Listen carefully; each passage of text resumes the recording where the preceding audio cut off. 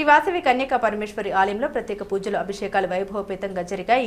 మండలంలోని మాధవరం గ్రామంలో వెలిసిన శ్రీ వాసవి కన్యకా పరమేశ్వరి దేవస్థానంలో వైశాఖ శుద్ధ దశమి ఆదివారం వాసవి కన్యకా పరమేశ్వరి దేవి జయంతి సందర్భంగా అమ్మవారికి పంచామృత అభిషేకం, వస్త్ర అలంకరణ, పలు పూజా కార్యక్రమాలు నిర్వహించారు.